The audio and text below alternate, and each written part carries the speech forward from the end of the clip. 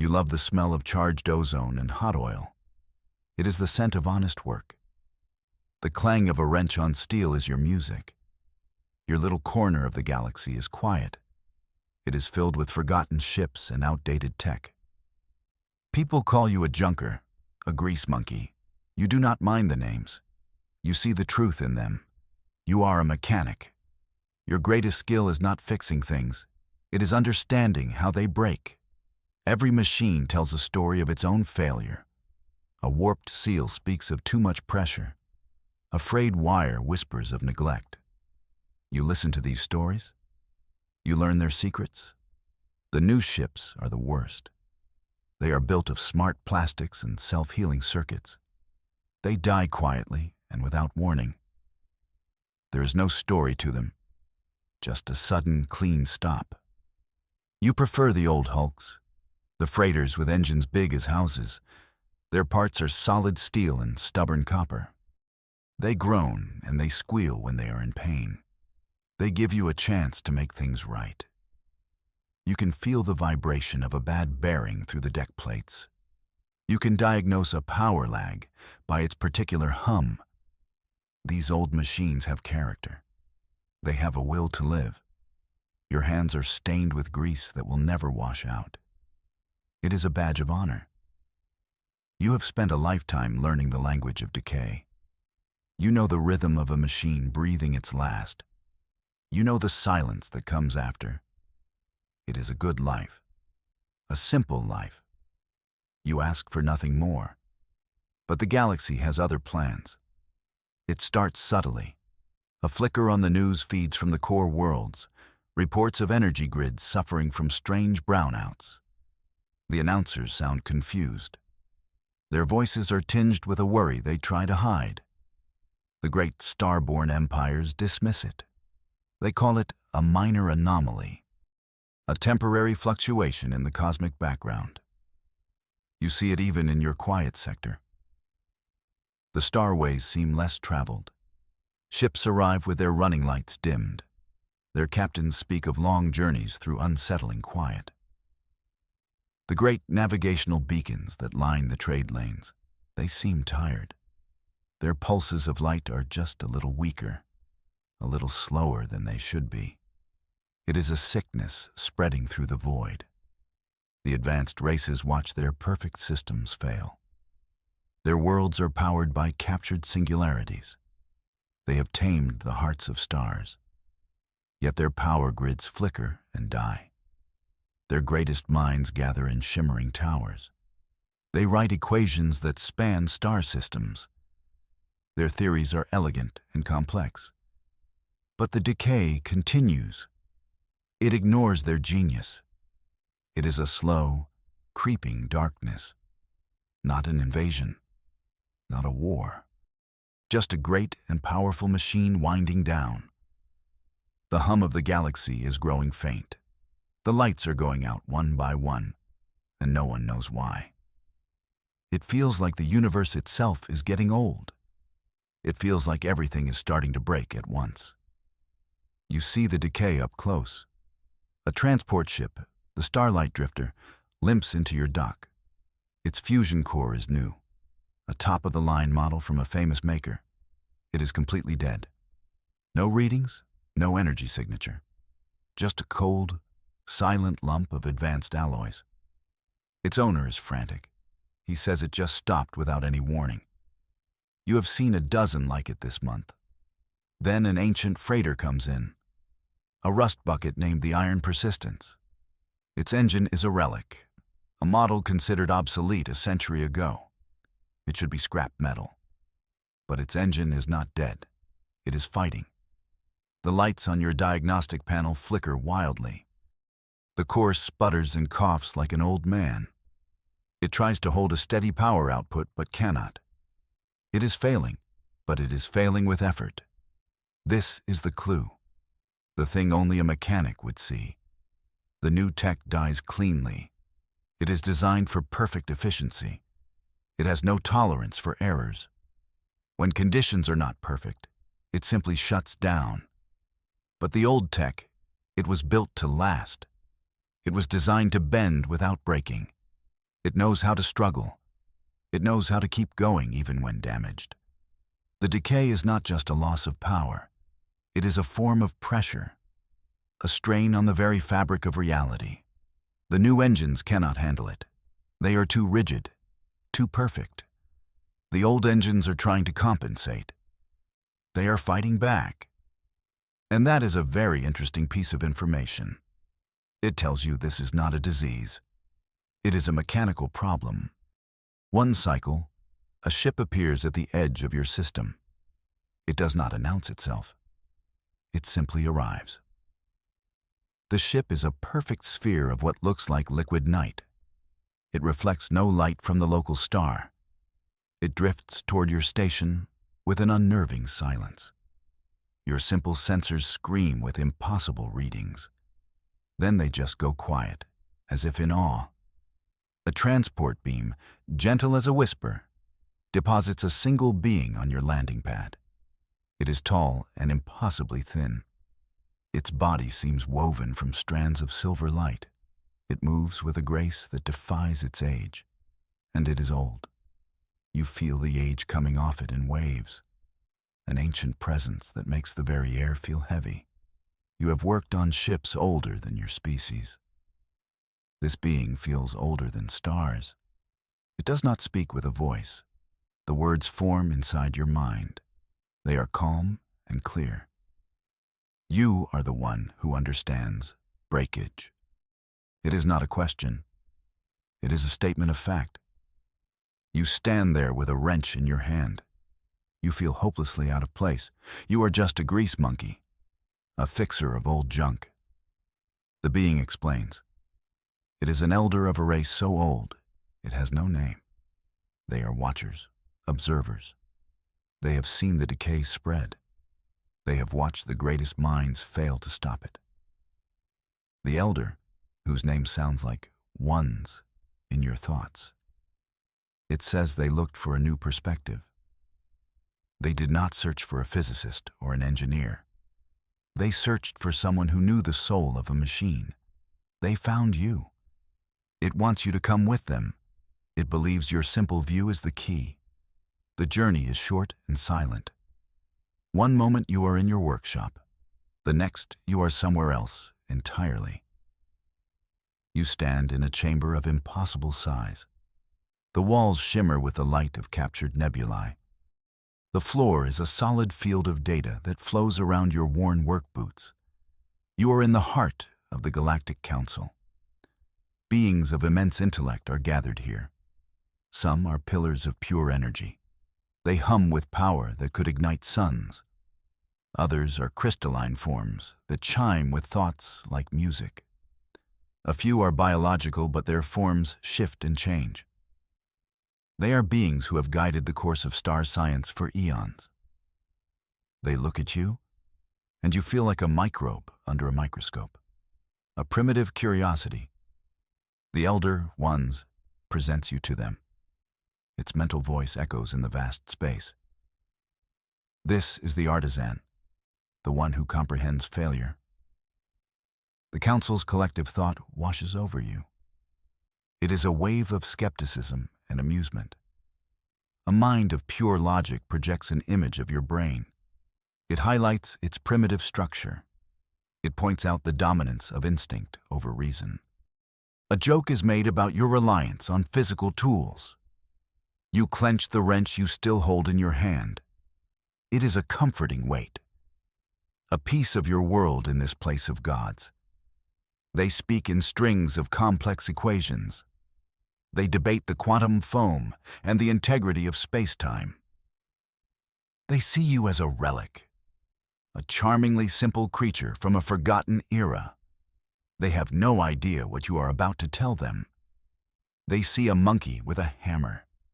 They do not see the one person who can save them. They show you their great work. A map of the galaxy glows in the center of the chamber. It is a living, breathing model of trillions of stars. Dimming clusters of light show the spread of the decay. The council members point at the map. They trace the lines of dying energy. They speak of entropy and quantum entanglement. They describe the problem as a flaw in a fundamental cosmic law. You look at their beautiful map. You listen to their brilliant theories. But you do not see what they see. You do not see an equation. You do not see a philosophical problem. You are a mechanic. You see a machine. A very large, very complicated machine. And the map is not a map. It is a diagnostic schematic for a power system, a galactic power system. You walk toward the glowing model. The council falls silent. They watch your clumsy, physical form approach their perfect data construct. You point with your wrench, not at the dying stars, but at the empty space between them, at the dark lanes where the decay seems to originate. You are all wrong, you say. Your voice is rough. It sounds loud in the silent chamber. This isn't a disease, you tell them. It's a brownout. The beings of light flicker in confusion. The crystalline minds emit a discordant chime. There is an engine, you say, tapping a vast, dark region of space. A central power source for the whole galaxy. And it is failing. It's sputtering. That is the problem. You are not losing power. The engine is just not providing it. The galaxy does not have a fever. The galaxy has a bad alternator. Your diagnosis is met with derision. An engine? A galactic engine? The idea is absurd to them. It is too simple, too mechanical. The universe, to them, is a symphony of elegant laws, not a noisy, greasy machine. They dismiss your words. They call your idea the fantasy of a lesser being. They return to their own delicate and complex solutions. You watch them try to fix the problem. One faction attempts to weave new conduits of energy. They draw power from a parallel dimension. The result is a violent backlash. A wave of exotic radiation washes over 1,000 star systems. It destabilizes the very stars they were trying to save. Their solution of spun light shatters like glass. Another group tries to edit the laws of physics. They create a field to nullify the decay. They target a single, dying star cluster. Their field goes online. For a moment, the stars in the cluster burn brighter than ever before. Then they collapse. Each one becomes a black hole. Their complex tools only made things worse. They used a surgical laser where a sledgehammer was needed. They are trying to rewrite the manual. You just need to read it properly. Each of their failures confirms your theory. The system is rejecting their input. It is like trying to pour sand into a fuel tank. The machine is not broken in that way. It is not a software problem. It is a hardware problem. And their delicate, beautiful fixes are stripping the gears. The council is brilliant, but they have never had to fix a stubborn hyperdrive with nothing but a hammer and hope. You are sequestered in a quiet chamber. The council wants you out of the way. They consider you a distraction. The Elder Ones is your only visitor. It watches you pace back and forth. You are frustrated. You are angry. The answer is so obvious to you. Why can they not see it?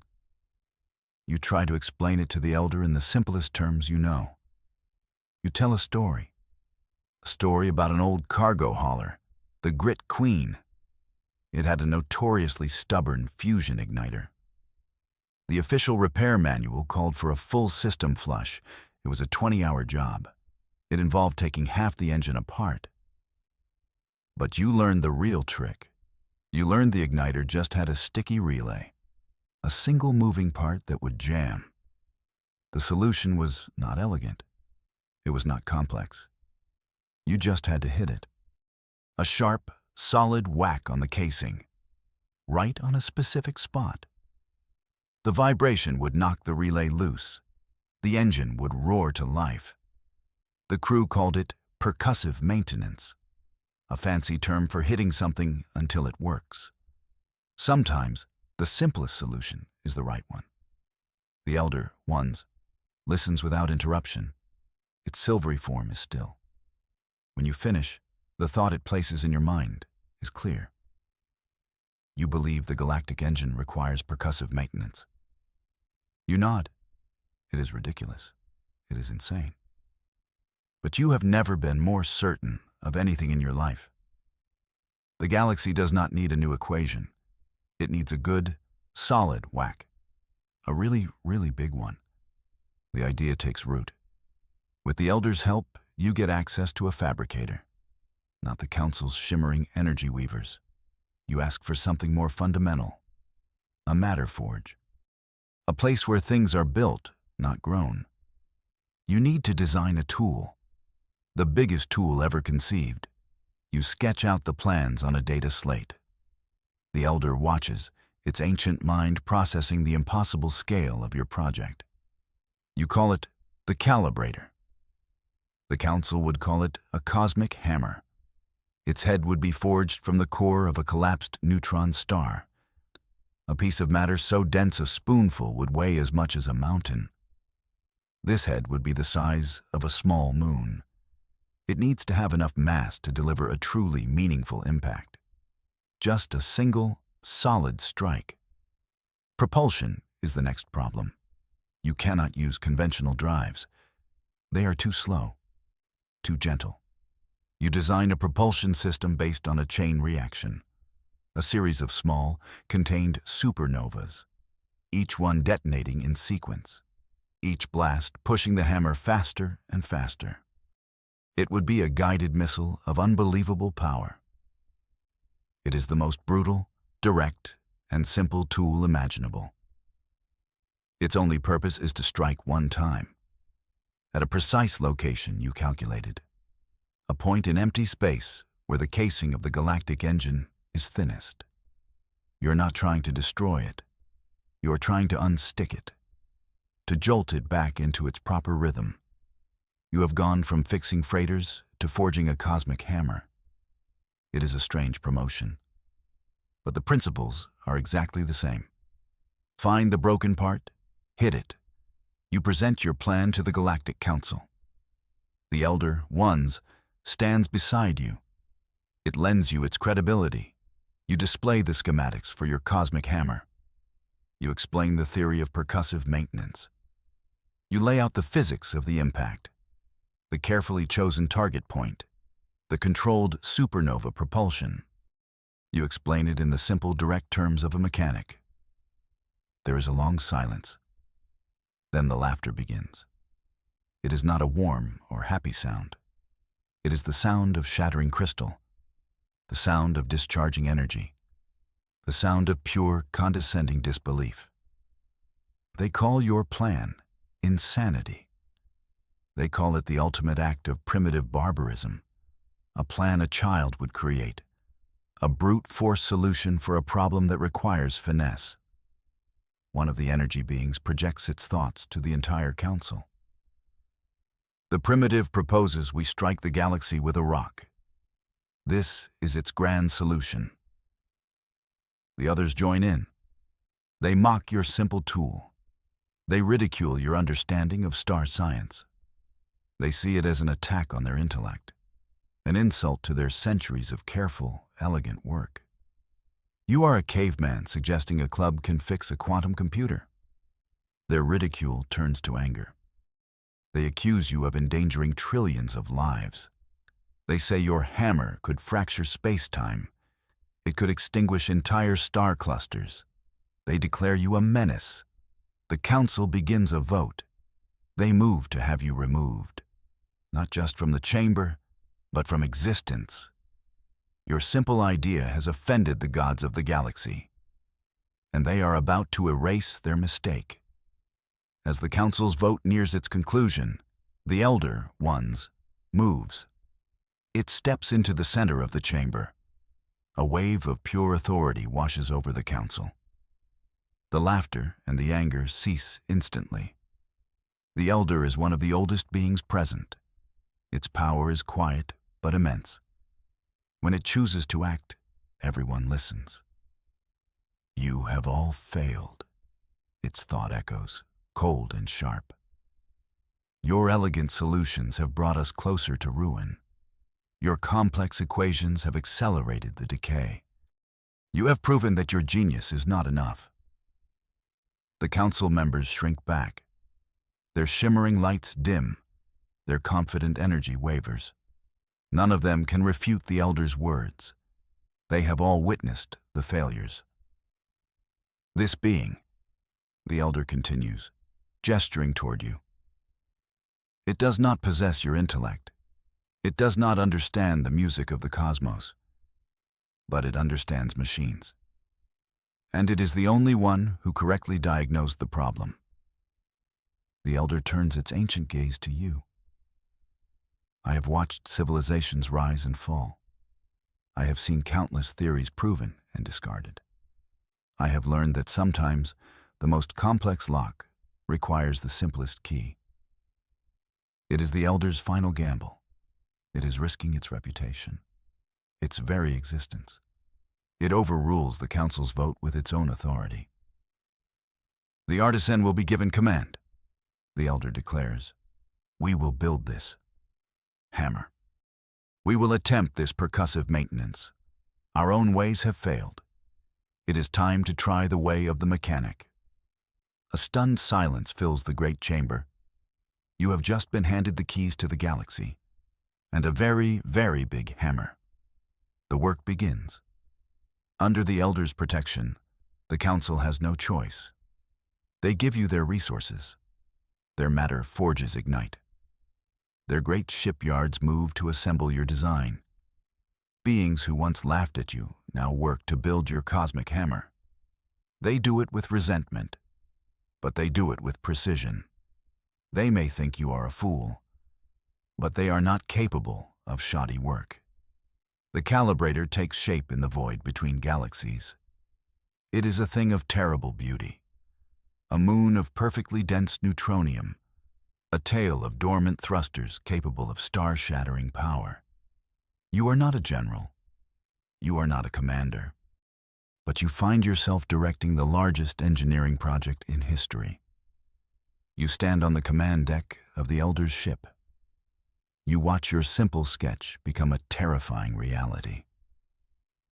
The day comes. The hammer is complete. It is positioned. The target is locked. Trillions of souls across the galaxy hold their breath. The council watches from their chamber. They are ready to witness either a miracle or an apocalypse. The elder, Ones, stands beside you. It shows no fear, only a profound, ancient calm. You give the command, a simple, spoken word. Strike. The chain of supernovas ignites. A wave of light washes across the void. The hammer leaps forward. It accelerates to a fraction of the speed of light in mere seconds. It crosses star systems in a silent, unstoppable streak. It reaches the target point. The impact is not loud. It is not an explosion. It is a deep, resonant thud, a vibration that travels through the very fabric of space-time. The galaxy rings like a colossal bell, a single pure note of immense power. The single chime of the impact fades, but it leaves an echo behind. Your instruments light up. The data from the strike floods your console. The council sees only chaos. A wave of gravitational distortion, a mess of confusing energy readings. But you see a pattern. You see the rhythm. You knew a mechanic who could diagnose an engine by sound. You are now doing the same for a galaxy. The first hit worked. It knocked something loose. The galactic engine is no longer stuck. It is trying to turn over, but it is sputtering. The energy output is unstable. It comes in waves, a great pulse of power followed by a deep lull. The ringing of the galaxy was not just noise. It was the sound of a misfiring engine, a cosmic machine coughing and trying to start. The first hit revealed a rhythmic weakness. The engine has a cycle, a beat, a cosmic heartbeat. You realize your job is not done. One strike was not enough. You have to tune the machine. You have to strike it again. and again. Perfectly timed blows to nudge it back into a smooth, steady rhythm. Like tapping a flywheel to get it spinning true. You begin calculations. The council watches in horrified fascination. They thought this was a single, desperate act. They now see it as something more. Something they cannot comprehend. A repair. A tuning. You have a new target, a new timing. The hammer is already being repositioned by the Elder's ships. The weight of the galaxy is on your shoulders. But you feel calm. You are in your element. This is what you do. You fix things. You prepare for the second strike. The timing must be perfect. You have to land the blow exactly at the lowest point of the engine's sputtering cycle. It will push the rhythm back towards stability. A mistake of even a microsecond could be catastrophic. It could throw the engine into a death spiral. It could shatter it completely. The council understands this now. The mockery is gone, replaced by a cold, silent terror. You give the command. Strike 2. The hammer flies again. The cosmos rings with a second, resonant thud. This one is deeper, more solid. The feedback on your console is immediate. The rhythm smooths out. The wild energy spikes and lulls begin to level. The engine is still coughing, but it is breathing more steadily now. The lights on the galactic map flicker. Some of the dimmest stars begin to glow a little brighter. It is working. One final calibration is needed. One last strike. This one is the most dangerous of all. The first 2 hits stabilized the machine. They got it moving. This final blow is meant to lock it into place, to restore its perfect, steady hum. If you get it right, the engine will roar to life. If you get it wrong, all your work will be undone. The engine will break apart. The galaxy will go dark forever. The weight of trillions rests on you. The Elder Ones places a comforting thought in your mind. Trust your hands. Trust the tools. It sees you not as a savior, but as a craftsman, a good mechanic doing a good job. You take a deep breath. You look at the final timer counting down. You look at the galactic map. You line up the final strike. For better or for worse, you are about to finish this. Strike 3, you say. Your voice is steady.